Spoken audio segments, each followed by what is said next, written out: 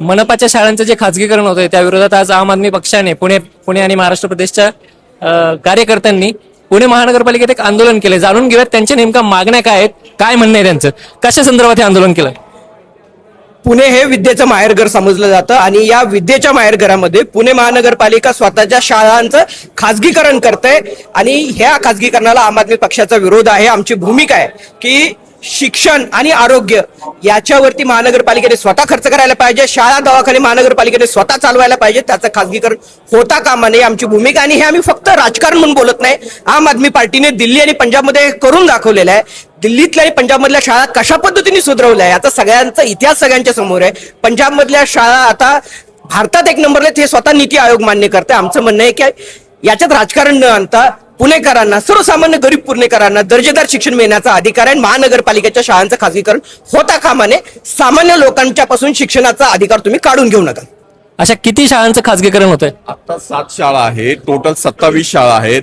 मुळात प्रश्न असा आहे की या खाजगीकरणामध्ये का आपण त्यांना दिलं पीपीपी मॉडेल, ती प्रशासनाकडे म्हणजे महापालिकेकडे पैसे नाहीत म्हणून आपण चालवायला दिल्या आणि आता त्यांना पैसे नाहीत म्हणून आपण पुन्हा पैसे देतोय. हे काय उलटा धरसोड प्रवृत्ती आहे. त्यामुळे साधी गणित आहे ती माझी शाळा मला चालवता येत नाही असं पालिका सांगते म्हणून दुसऱ्याला चालवायला दिली आणि आता तो म्हणतो मला चालवत नाही म्हणून मी पैसे देतो. अशा पद्धतीने हा छुपा खाजगीकरणाचा डाव आहे.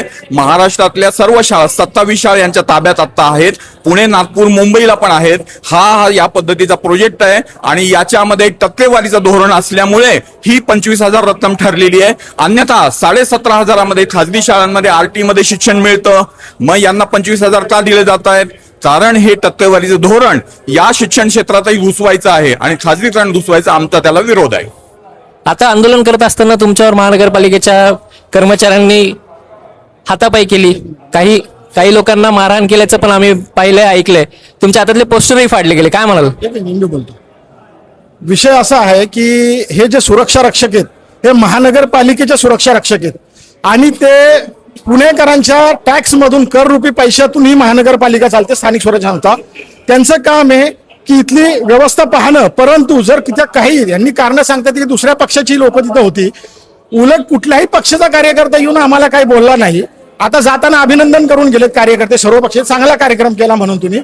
आणि हे कारण पुढे करून सरळ सरळ गुंडगिरी केली. यांनी गचंडी पकडली. माझ्या हातातलं हे फायद्याला दिसतंय का, मी हिसकावून घेतलं. ही कुठली पद्धत आहे? सुरक्षा रक्षक आहेत का गुंड आहेत? हे कुठल्या तरी एका सत्ताधारी पक्षाचे गुंड असल्यासारखे वागताय. ते आमचा निषेध आहे आणि माझं जाहीररित्या सांगणं आहे. हे आज इथं दिसतात हीच लोक उद्या इथं सत्तेत असणार आहेत. पुणेकरांसाठी आणि पुणेकरांच्या नागरिकांसाठी या सुरक्षा रक्षकांना पण माझं सांगणं आहे. हे लोक उद्या इथं असणार आहेत. प्रशासन चांगल्या प्रकारे आम आदमीसाठी चालवणार आहे.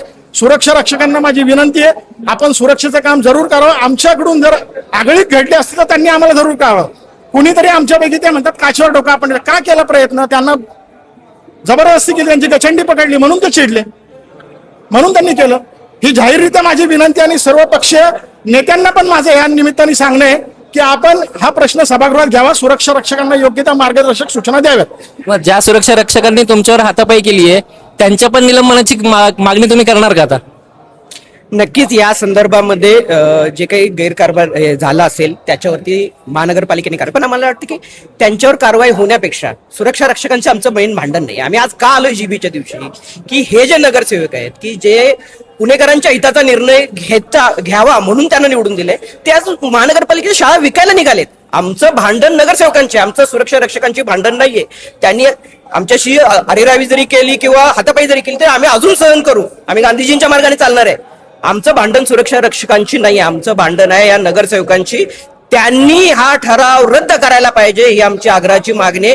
त्यासाठी आम्हाला तुरुंगात जावं लागलं तरी चालेल, महानगरपालिकेने आमच्यावर खटले भरले तरी चालेल, परंतु आमची मागणी आहे की शाळांचं खाजगीकरण रद्द व्हायला पाहिजे. या मागणी विरोधात म्हणजे या मागणीसाठी शाळांचं खाजगीकरण रद्द व्हावं यासाठी फक्त आम आदमी पार्टी आता आंदोलन किंवा आता तुम्ही जे काय प्रोटेस्ट करता ते करताना दिसतंय, बाकीचे पक्ष दिसत नाही. तुम्ही बाकीच्याही लोकांना अपील करणार आहात का, त्यांना तुम्ही बोलवणार आहात का? नक्कीच आज आम्ही सर्वपक्षीय म्हणजे इथं काय फक्त सत्ताधाऱ्यांना आम्ही अपील करायला नाही, विरोधकांना सुद्धा म्हणतोय की हा जनतेचा आवाज आहे. हा जनतेचा आवाज तुम्ही सभागृहामध्ये मांडा आणि या शाळांना त्या खाजगीकरणाला विरोध करा. कारण सर्वसामान्य पुणेकरांचं शिक्षण तुम्ही असं हे करू नका. काय आहे की हे पुढारी सगळं खातात, रस्ते खातात, फुटपाथ खातात, किमान शाळा तरी खाऊ नका, शाळा तरी खाऊ नका. सर्वसामान्य मुलांच्या शिक्षणासाठी शाळा तरी सोडा. हे आमचं सर्वपक्षीय नगरसेवकांना, सत्ताधारी विरोधक दोघांनाही आमचं सांगणं आहे की शाळा तुम्ही खाऊ नका, चांगल्या शाळा बनवा, दिल्ली पंजाब सारख्या शाळा बनवा, हे आमचं सांगणं आहे. खाजगीकरण झाल्याने विद्यार्थ्यांचं कसं नुकसान होणार आहे किंवा शाळांचा कसा फायदा किंवा नुकसान होणार आहे? मध्ये मुळात असं आहे ती या पद्धतीने एकदा शाळा खाजगीकरणाकडे दिल्या, ती जे मोफत शिक्षण देणं जे आहे त्याला शिक्षण हक्क म्हणतो, ही जबाबदारी प्रशासन झटकू पाहत आहे. आणि मग याच्यातून अनुदानित विना अनुदानित या पद्धतीने त्यांना काही ठराविक फी आकारली जाईल आणि या पद्धतीने पैशाच्या जीवावरती हे शिक्षण दिलं जाईल. आमचा याला विरोध आहे. शिक्षण हक्क कायदा असं सांगतो की 8वी पर्यंत शिक्षण हे मोफत देण्याची जबाबदारी प्रशासनाची आहे. आणि त्यामुळे चांगल्या सुविधा, चांगल्या सरकारी शाळा, आता यांना सरकार स्वतःला शाळा सुधारता येत नाहीत, म्हणजे यांना साध्या शाळा चालवता येत नाहीत. हे पूर्ण प्रशासन कसं चालवणार? पुणे महानगरपालिका कशी चालवणार जर यांना शाळा सुद्धा चालवता येत नसेल तर? इतक्या वर्षामध्ये आज आता त्यांच्यावरती ही परिस्थिती आली आणि एकीकडे आश्वासन बजेटमध्ये असं दिलं जातं की आम्ही दिल्लीच्या धर्तीवरती, आपच्या धर्तीवरती चांगल्या शाळा देऊ. मग चांगल्या शाळा देऊ पण म्हणजे काय देणार? म्हणजे पैसे देणार तिसऱ्या व्यक्तीला? याची गरज का पडते? त्यामुळे एका अर्थाने सामान्यांच्या शाळा ज्या आहेत उपलब्ध त्याचं खाजगी करण्याचं धोरण आहे, म्हणून आमचा विरोध आहे. तर आपण पाहिलं आम आदमी पक्षाचे जे सर्व काही कार्यकर्ते आहेत महानगरपालिकेच्या शाळांच्या खाजगीकरणाच्या विरोधात खूपच जास्त आक्रमक झालेले दिसत आहेत आणि या आक्रमकतेचा प्रशासनावर काही परिणाम होतो का नाही हे पाहणं खरं तर इंटरेस्टिंग ठरणार आहे. वन विजन न्यूज करता आशिष जैन, पुणे. थँक्यू.